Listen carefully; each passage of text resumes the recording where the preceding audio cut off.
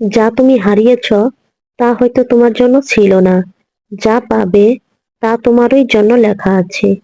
আজকের কষ্টটা পরীক্ষার মতো লাগে, কিন্তু কাল বুঝবে এটাই তোমাকে সবচেয়ে বেশি বদলে দিয়েছে।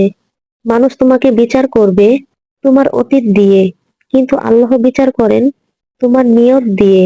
তাই মানুষের নয়, আল্লাহর কাছে গ্রহণযোগ্য হওয়ার চেষ্টা করো। আজ যা পাচ্ছ না, হয়তো তা পাওয়ার জন্য সময় এখনো আসেনি।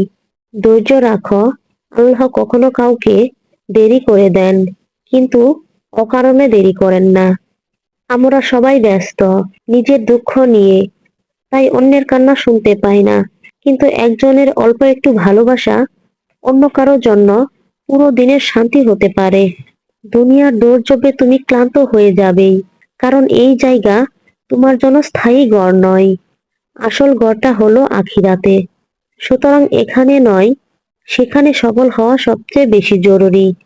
হেদায়েতের পথে আসার জন্য আগামীকাল বলে আর দেরি করো না, কারণ মৃত্যু কখনো আগামীকাল বলে আসে না।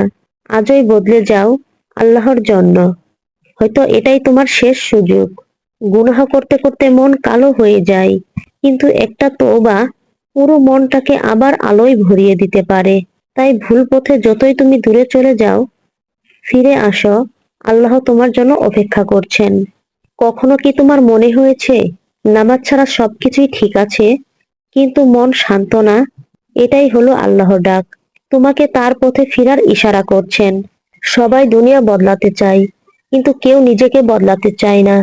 অথচ নিজের ভেতরের সামান্য একটি পরিবর্তনই হেদায়েতের পুরো দরজা খুলে দিতে পারে। কখনো কখনো কষ্টই মানুষকে কাছে ফিরিয়ে আনে। তাই কষ্টকে ঘৃণা করো না, হয়তো এর শেষ তোমার হেদায়েতে লুকিয়ে আছে।